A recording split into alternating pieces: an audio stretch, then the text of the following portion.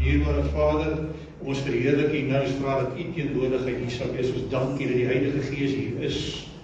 Dat U hier is in die Gees, en dat U sê wat 2 en 3 saam is, en U is ook daar, gebeur daar groot dinge. Ons vra ook Here dat dit hier sal gebeur. Ek voel al klaar die teenwoordigheid van die Gees op my. En ek loof en ek prys en ek eer U daarvoor.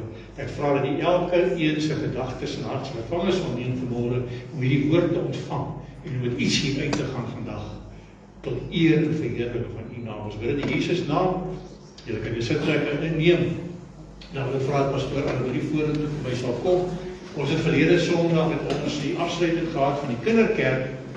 Een van ons dames wat ons graag daarin wil doen, was nie hier beskikbaar gewees nie. En dit is ene wat alreeds van die begin af, al van die ander geboue waar ons was, met die kinderkerk doenig is, en soveel moeite doen. Ek kry op tyd in die kerk as hy besig hier met die dingetjies vir die kinders, as hy plak goedjies op, en wat ook al, ek partykeer vat sy die kinders uit buitekant toe, en sy steek klaar, is sy weg, en sy weet van wie ek praat, vra dat Lulu vorentoe sal kom. Ons wil net vir jou sê iets hier, om jou baie dankie te sê, vir dit wat jy beteken, vir hierdie gemeente, en veral in die besonder, vir die jeug in die gemeente.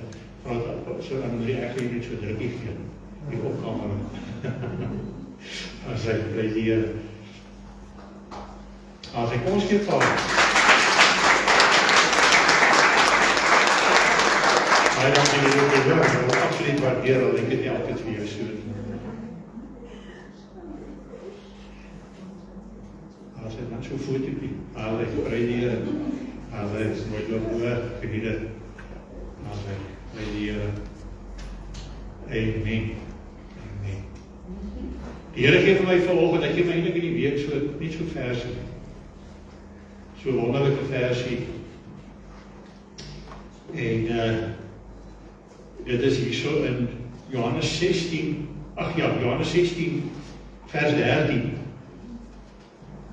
Maar wanneer hy gekom het, die Gees van die waarheid, sal hy julle in die hele waarheid lei, want hy sal nie uit homself spreek nie, maar alles wat hy hoor sal hy spreek en die toekomstige dinge aan julle verkondig. Praat hier van die invullende Heilige Gees wat vir jou dinge moontlik maak wat jy andersins nie sal weet nie. Ek kry so baie te doen met mense wat nog in die vlees is.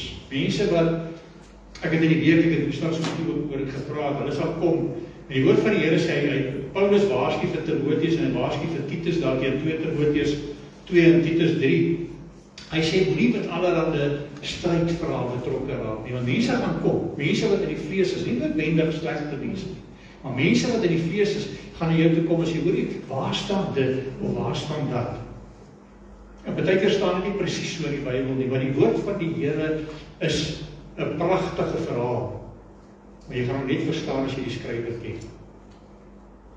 Hy is vol skaduwees, dis ook die woord van die Here sê in Kolossense 2. Hy sê, pas op vir hulle, want jy sê, jy moet so maak, jy mag nie dit eet nie, jy mag nie dit aanraak nie, en jy moet hierdie dag hou, jy moet daardie naam gebruik en so. Hy sê, hierdie is nie die skaduwee, die liggaam behoort aan Christus. As jy nou kyk na 'n verhaal, dis my so interessant. Baie dinge wat vleeslik gebeur het in die Ou Testament is die skaduwees. En skaduwees is eintlik nie 'n vleeslike ding nie. Terwyl die Heilige Gees wat geestelik is eintlik 'n verandering. Kom ek stel dit vir jou so. Kom ons vat 'n verhaal soos die Here gebruik dit. Hy gebruik 'n gebeurtenis soos wat die baie mense wat so die wet vashou, vas aan hierdie boodskap van Israel en Egipte en wat gebeur het in die woestyn en so, maar dink bietjie mooi oor die boodskap. Die boodskap sê eintlik, hy kom, hulle is in slawerny, hulle is vir 430 jaar of so, is hierdie mense in slawe, hulle is slawe in Egipte. Hulle geen rus nie. En die Here kom, en hy lei hulle uit Egipte uit, hy red hulle uit Egipte uit, en hy lei hulle deur eintlik die Skelfsee, ons noem dit die Rooi See, en daar's 'n rede hoekom ons die Rooi See noem. Hy lei hulle deur die see, en hy vat hulle in die woestyn in. Hulle is nou uit Egipte, hulle is uit die slawerny uit, maar is nog nie die beloofde land nie. Hulle moet nog deur die Jordaan trek, daar's nog 'n proses wat moet gebeur, voor jy deur die Jordaan kan trek in die beloofde land in. En dit is die skaduwee, die werklike, is ons word gebore as slawe van sonde. Ons is slawe van sonde. Maar die Here Jesus kom en hy lei ons deur die Rooi See in sy bloed aan die kruis en hy bring ons is nou in in die wêreld. Ons is in Egipte, ons is nie in Egipte nie, ons is nou in die woestyn. Maar ons is nie van die woestyn. En dit hang van jou af, of van my af. Israel het verlang na die kospotte van Egipte. Die gevolg was, hulle nooit, behalwe vir 2, nooit deur die Jordaan getrek nie. Hulle gedurig verlang na die ouwe, en dis wat baie mense is. Jesus het vir jou in die kruis gesterwe. Maar het jy al jouself gekruisig? Het jy al op daai punt gekom in die woestyn? Of verlang jy nog na die wêreldse dinge? Verlang jy nog dinge van die vlees? Want solank jy dit doen, is jy in die woestyn. Maar as jy kyk eers oorwinne, dan is jy gereed om deur die Jordaan te trek in die beloofde land en is die koninkryk van die Here. En ek moet sê, dis waarom soveel mense vas staan op die Bybel, hulle soek dit woordjie vir woordjie. Hoekom? Want hulle is soos kindertjies wat met melkies gevoed word. Het jy nou geweet Paulus, wat sê Paulus? By wie het hy die evangelie gehoor?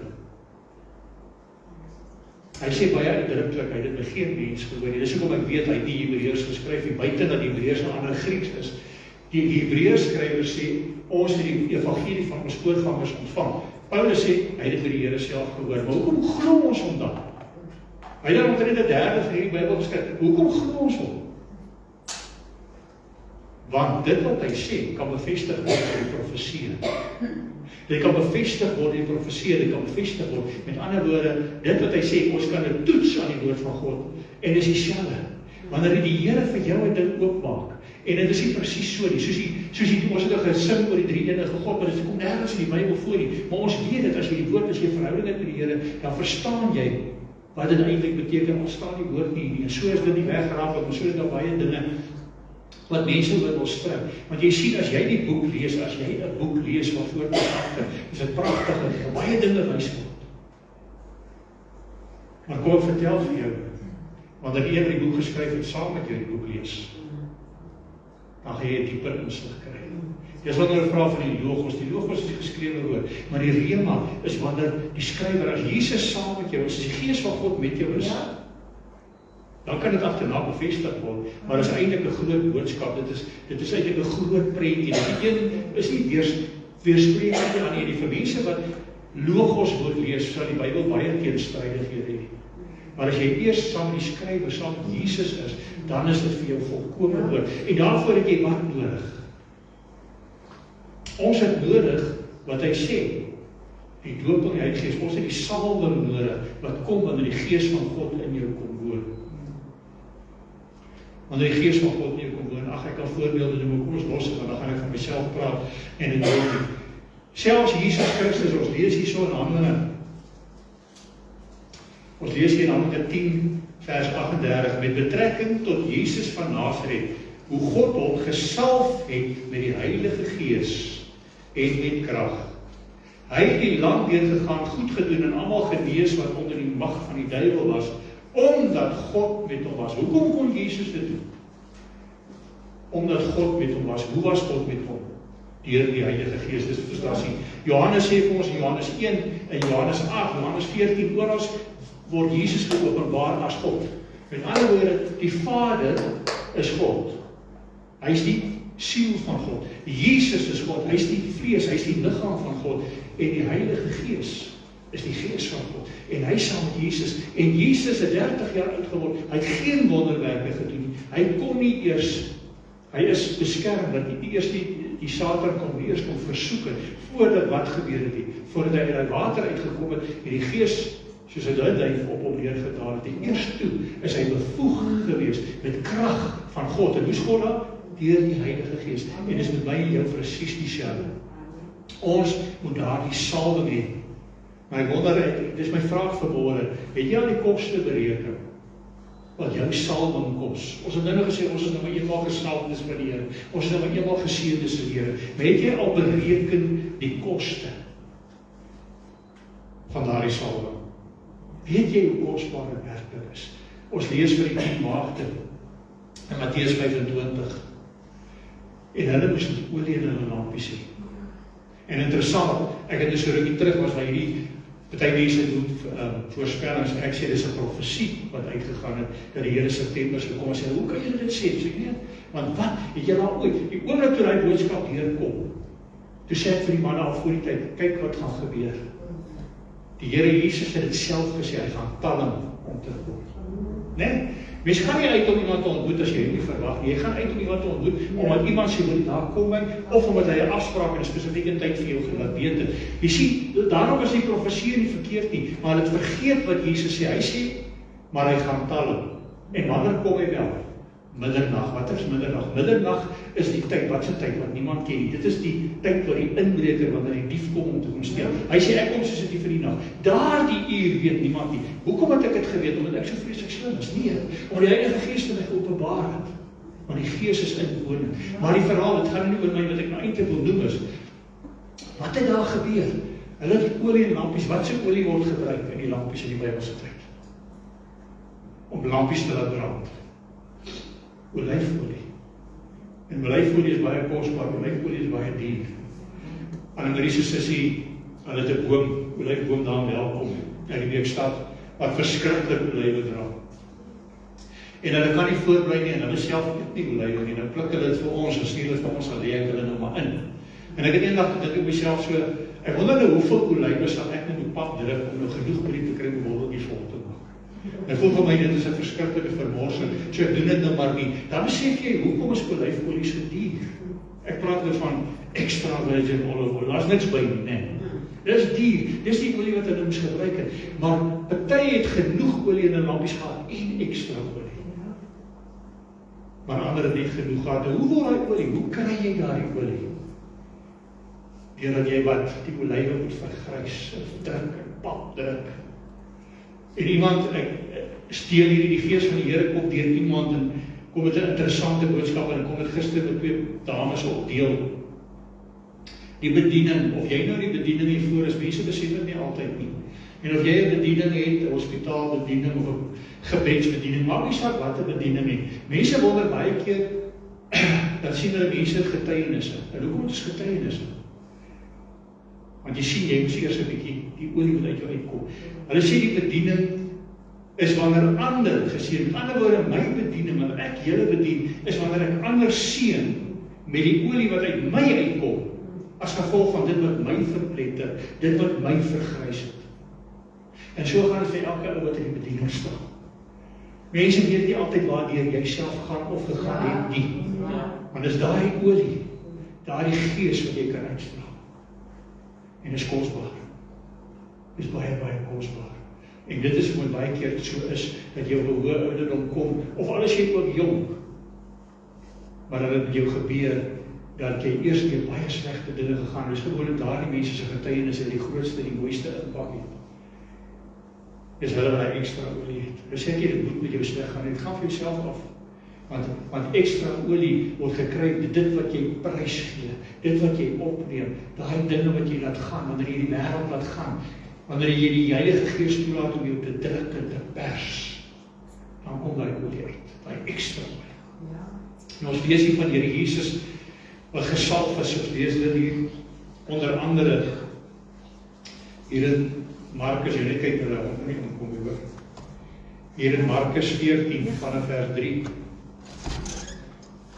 lees hier so, kyk hoe hier vir my,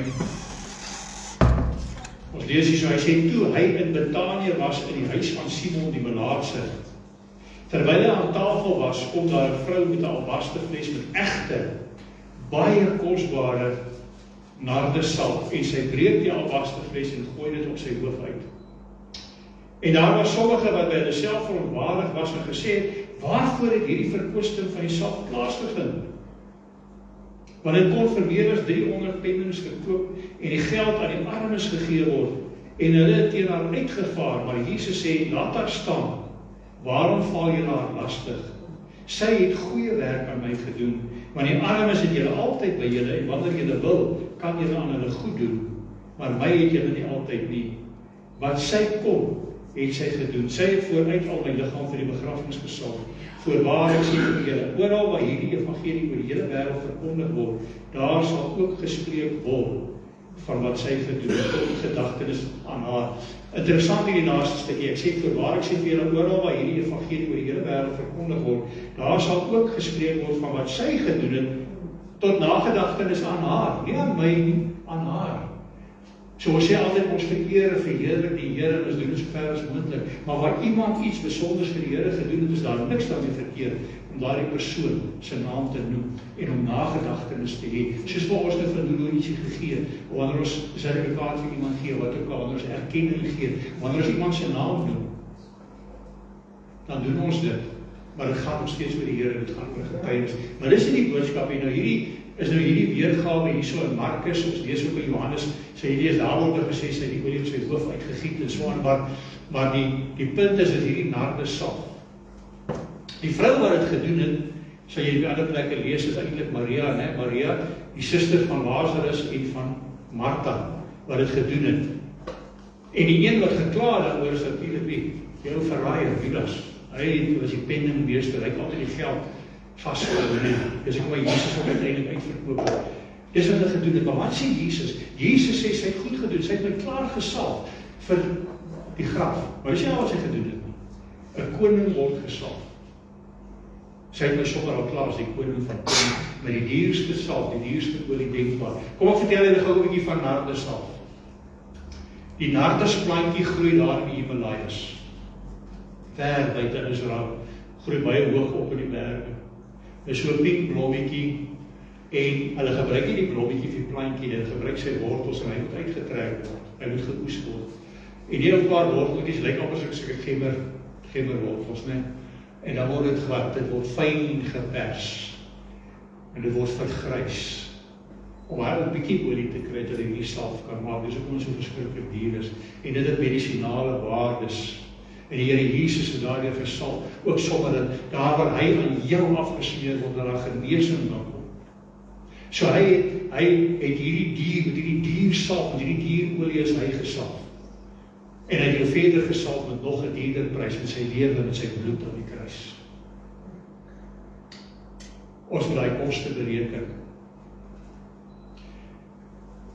'n Pastoor, ek dit interessantheid noem, ek lees hierdie week, hy ontmoet 'n ou. En dan stel hy self op mekaar voor, en die ou sê wat hy doen, en hy vra vir hy, wat doen jy? Hy sê, ek is 'n pastoor in 'n kerk. En hy sê, ek is eintlik godsdienstig nie, en hierdie pastoor sê, ja, nee, ek ook nie. En die ou kyk hom so snaaks, jy nou nie godsdienstig, hy sê, nee, ek is godsdienstig nie. Hy sê, maar wat het die kerk af van? Ek sê, nee, wat het die Here daarvan? Ek sê, nee, Jesus is nie godsdienstig nie. Trouwens, Jesus haat godsdienst. Want dit is so. Jy sien, hy sê die kerk sit vol mense wat weet van Jesus. Maar hoeveel van hulle het actually 'n verhouding met Jesus? Daar's 'n groot verskil. 'n ware gelowige, 'n ware Christen, 'n true believer is iemand met 'n verhouding het met die Here Jesus wat ontmoet het. Dis hoekom ek al so baie vir jou vra. Ek wil nie weet wanneer jy begin kerk toe gaan nie. Ek wil nie weet wanneer jy begin glo nie. Ek wil weet wanneer jy na ontmoeting gaan. En dan ontmoeting kry jy wat? Deur die doping van die Heilige Gees, daardie kosbare olie. En wanneer jy daardie olie het, en die olie vir die maagde, wat het gebeur? Jy sien jou godsdienstig hou net aan sekere dinge vas.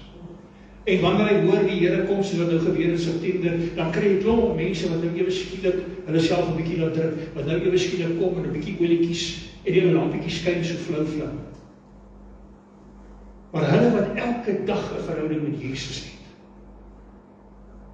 hulle lampie skyn hoog en hy lampie gebruik olie, maar hulle het gedurig omdat hulle met Jesus besig is, omdat hulle dinge prys gee, omdat hulle dinge opneem, omdat hulle met Jesus besig is, omdat hulle toelaat dat dinge gebeur, omdat hulle baie keer dinge moet opoffer, dinge wat nie goed is vir hulle. Baie keer is dit vriendskappe, baie keer is dit familiebande. Omdat ek die pad wil loop met die Here. Voel baie keer jy loop alleen, voel baie keer jy het niemand waar miskien familie nie. Maar die Here sê ek is besig met daai ekstra olie, sodat jy daai lampe kan volmaak, sodat wanneer ek bel, soos dit vir die nag kom, het jy nog genoeg olie. En jy sien, dis die ding ook, die woord van die Here, ek gaan nou nie Matteus 25 lees nie, maar as jy die verhaal gaan lees, sal jy ook lees, dat hulle vra toe, die bruidegom uiteindelik kom, die aankondiging kom, middernag, heeltemal onverwags, daar kom die bruidegom. Toe vra hy die ander, dat ons lampies gaan uit, geef ons van julle olie.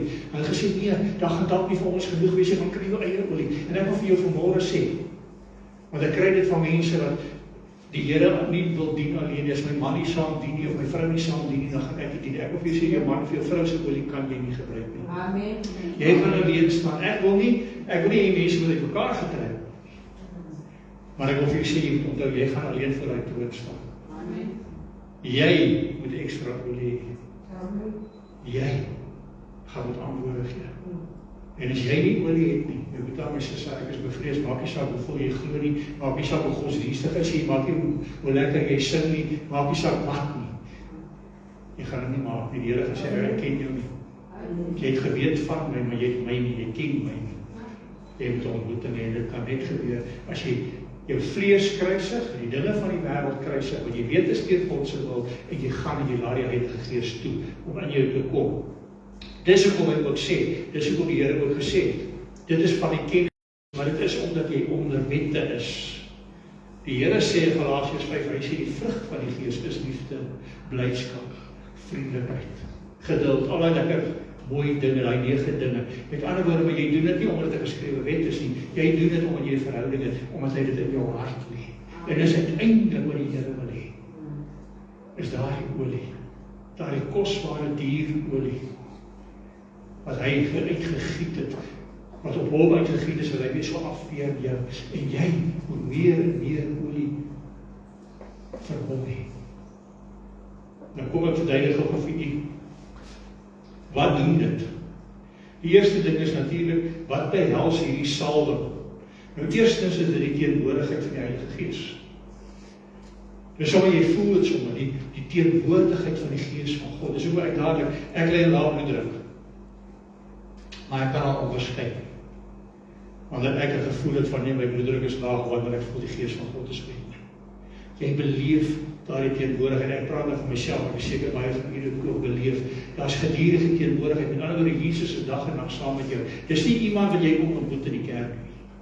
Dis iemand wat jy saam met jou bring kerk. Jy sien jou gesin saambring. En ons het hier saam ontmoet. Dis sy teenwoordigheid, en dan is daar natuurlik 'n goddelike bemagtiging, en hierdie goddelike bemagtiging is nie 'n talent nie. Daar's 'n verskil tussen talente en die bemagtiging wat jy jou gee. 'n Talent is, ja, jy het mooi musiek wat jy kan maak, of jy kan mooi sing, of wat die geval mag wees, en jy kan dit gebruik tot ere verheerliking van sy naam. Party ou kan dalk 'n baie goeie spreker wees, nee, van nature. Maar dan kry jy soos ek nie 'n goeie spreker is nie.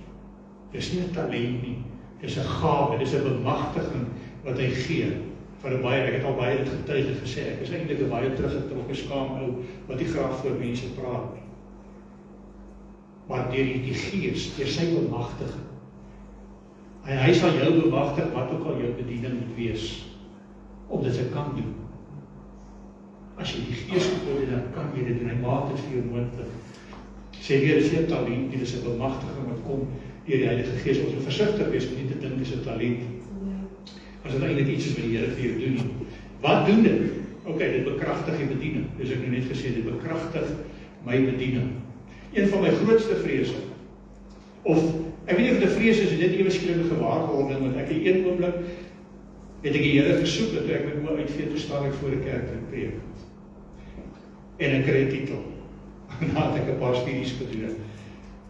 En ek dink by myself, hoe kan ek dit doen? Ek ken hier's mense wat die Bybel baie beter ken as ek. Vandag nog, elke jaar is een van my voornemens, hierdie jaar gaan ek weer die Bybel van voor tot agter deurlees, né? En dan kom jy so een, ek het weer hierdie jaar die voorneem, jy kom so een, en dan jy moet die mense bedien, en die Here gee vir jou boodskap, en jy kom nie waar ek nie, dan denk jy, maar weet jy wat die Here my nog nooit in die steek gelaat nie? Hy gee die woord, hy het ook nooit in die steek gelaat nie. Met ander woorde, ek kan nie eers krediet vat daarvoor nie, ek kan nie, ek gee vir hom al die krediet, want is hy wat mense bediening, wat jou alles gee wat nodig is, hy bekragtig. Toe die manne na gekom het en hande op my gelê het en gesê, jy gaan in die bediening ingaan, het die man ook vir my gesê, die Here gaan jou voorsien van alles wat jy nodig het, en hy het. Toe ek wil gaan studeer, 100 dae gaan ek studeer, toevallig geleentheid op my skoot. Toe ek sê, dan moet ek seker 'n gemeente oopmaak, toe maak 'n ander man 'n gemeente oop, wat 'n apostelbediening het, maar die Here wys vir my, it's going to be your church. Dis wat ek vir jou, hy doen hierdie dinge wat ek nie kan doen nie, wat ek nie die kennis het nie, die know-how het nie. En so gaan dit aan en aan en aan. Hy bekragtig dit. Hy kry, met ander woorde, hy gee vir jou al die tools wat jy nodig het. Hy gee vir jou die tools wat jy gaan nodig het in jou bediening, nie net in jou bediening nie, in jou lewe. Dit bring bevryding. Die woord van die Here sê, as Jesus jou vrygemaak het, is jy waarlik vry. En as jy werklik toelaat, dan gaan hy jou vrymaak van daardie sonde. Hy gaan jou vrymaak van daardie dinge waarin jy vashou. Daardie dinge wat hy sê, wil is die daardie dinge wat maak dat jy nie ekstra olie kan kry. As jy hom nie toelaat, hy bevry jou. Mense wat in die bevrydingsbeweging ook is, en ek vir jou sê, jy kan in die naam van die Here Jesus, in die naam van Jesus, omdat jy die gawe het, omdat jy die Heilige Gees oor jou het, kom jy in die naam van die Here Jesus, kan jy baie dinge doen, maar dit help nie, maak jy huis skoon. Hulle sê baie keer die beweging, dan sê hulle, die Here Jesus doen nie halwe werk nie, dit is heeltemal reg, hy doen dit volledig, maar wat nou?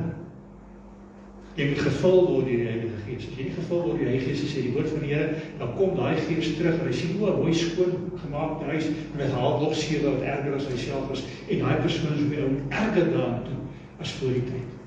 Maar as die Here Jesus jou vrymaak en die Heilige Gees woon in jou, dan is dit 'n absolute volmaakte bevryding wat jou vry sal hou van daardie dinge. Bring bevryding. Dit gee wysheid en guns. Ons het baie dinge, ons kry ongelooflike guns in die lewe as ons hom net vertrou. Dinge wat nie skoon is, nie altyd wat jy wil hê. Maar jy sê, daar's baie dinge wat jy het, wat jy nie sou gehad het as dit nie vir hom was nie. Daar's baie omstandighede, jy sal nie eers bewus daarvan. Maar hy gee dit vir jou natuurlik wysheid. Van die 9 gawes van die Gees, 1 Korintiërs 12. Jy kry nou taal en uitleg van taal, jy kry profesie, jy kry genesing, jy kry ouens wat wonderwerke kan doen.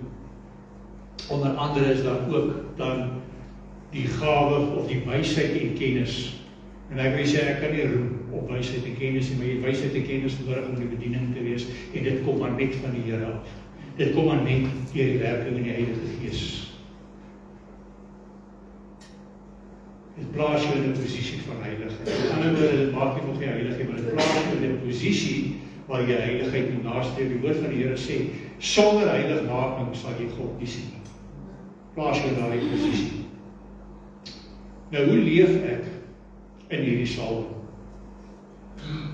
Eerstens, soek die Here elke oomblik. Soek die Here. Soek die Here in elke besluit wat jy maak. Soek die Here in elke ding wat jy doen. Elke plek waar jy ingaan.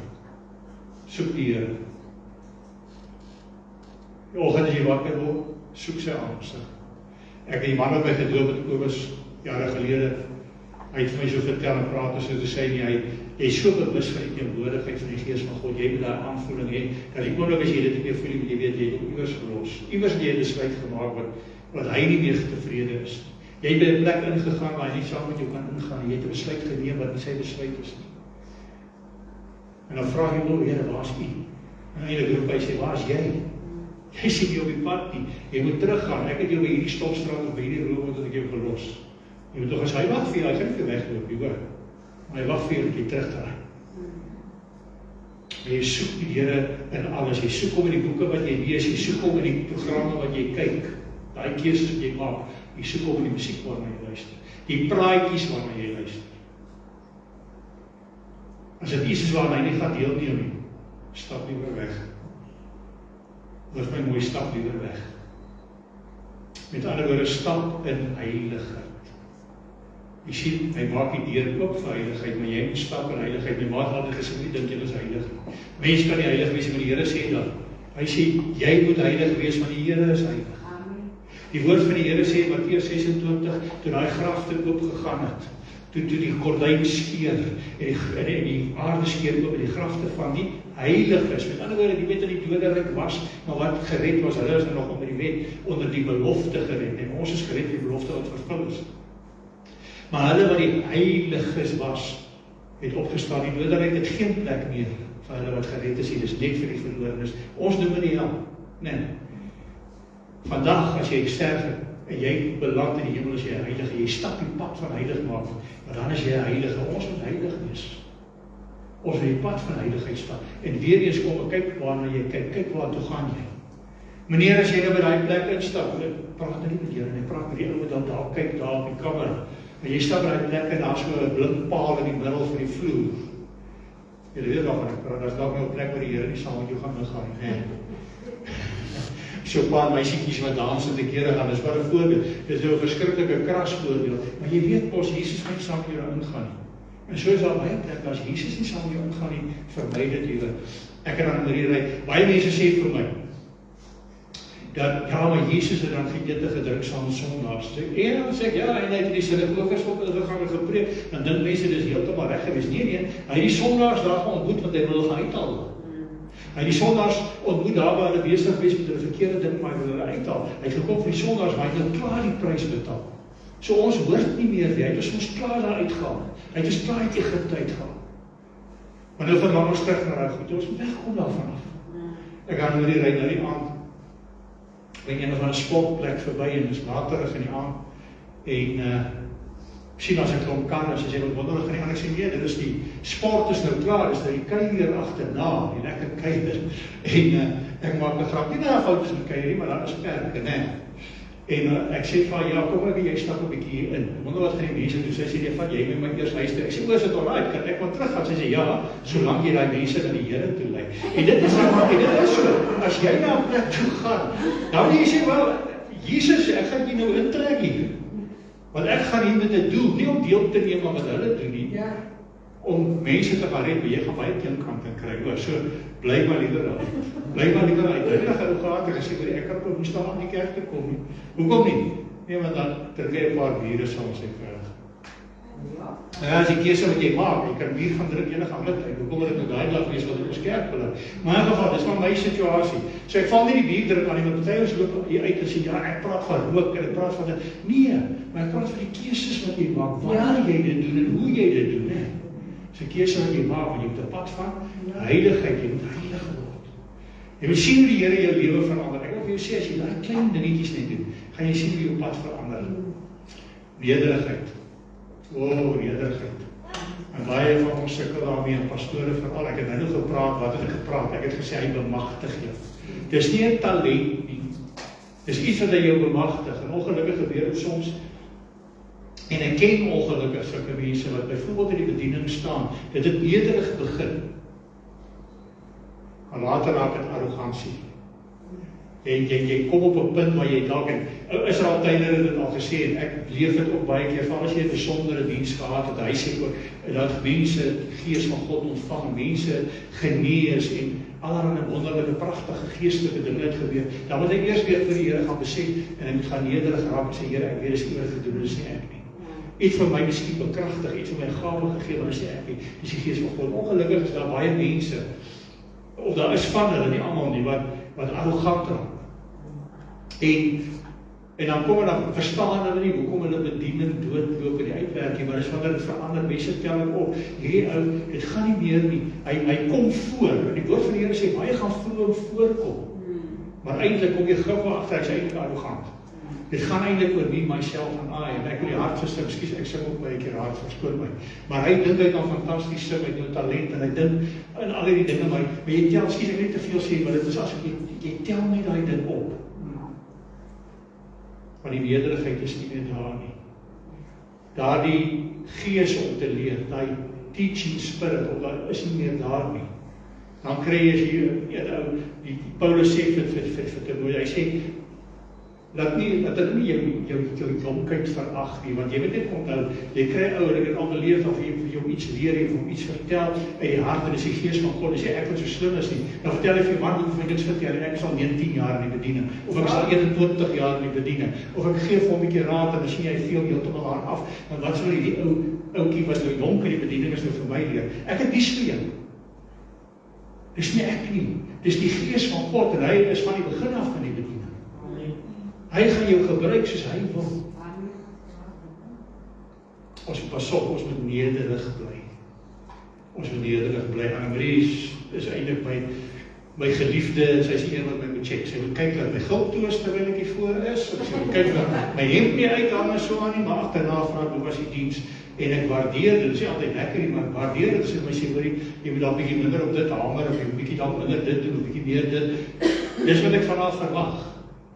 En dan moet ek nederig genoeg wees om te sê, okay, ek was wel verkeerd, of ek doen dit al verkeerd, ek moet wel 'n bietjie anders doen. Want wat sê sy vir my? Ek ken jou hart, my man, maar ek weet hoe ander mense dit al kan beleef. En ons moet altyd 'n leerbare gees hê. Ek praat nie van my nie, ek praat van almal. Ek praat van ons almal. Ek gebruik myself as 'n voorbeeld, want ek kan maar net getuig. Dis al ek staan hier as ook een van die skape, wat nou net getuig. Ons moet nederig bly. Ons moet absoluut nederig bly. En dan moet ons gebonde bly aan Jesus. Ons moet altyd verbind wees aan hom. Dis uit wat ek nou ook gesê het, sy bewustheid, dat jy moet bewus wees as Jesus stem nie hoor nie, sy teenwoordigheid nie meer voel nie. Dan is jy dalk op die verkeerde plek of jy's dalk in die verkeerde geselskap, né? Lekker kinderstorie. Ek het later agtergekom, nou is dit nie meer informasie nie, nou raak ons kinder. En dan omdat ek oordentlik wil wees, dan loop ek maar, by kinders sê ek sommer reg, dus jy moet op my praatjies, maar ander mense sal ek maar liewer te hulle van die vrede, dan loop ek maar net weg. Want ek weet wat kom ek agter, maar nou voel ek nie meer vir Jesus nie. Hy is nie meer deel van die geselskap, so ek hoor nie, dis maar een van my voorbeelde. Ons moet wandel waar hy wandel. Soms gaan jy een stel spore sien. En dan ek voel nog steeds die teenwoordigheid van die Here, maar het voel gaan so sleg vir my. En as jy daai spore kyk, jy sien as ek 'n diep spoor, dan weet jy die Here dra jou. Hy is nog met jou, jy kan nie meer, hy dra jou. En weet jy wat, dis daai tye, terwyl hy jou so dra, daai olie van jou so afdruk, maar daai lampies van jou so vol maak. Bereken die koste. Bereken die koste van Jesus aan die kruis, bereken die koste wat hy uit eie vrye wil gedoen het, sodat ek en jy 'n ewige verwagting kan hê. Maar ek wil vir jou sê, as jy dink, ek kan godsdienstig wees en ek gaan hom maak, en ek nou vir jou sê, die Here gaan sê, ek ken jou nie. Ken jy nie. Want jy kan net iemand ken met wie jy 'n verhouding het, anders weet jy maar net van hom.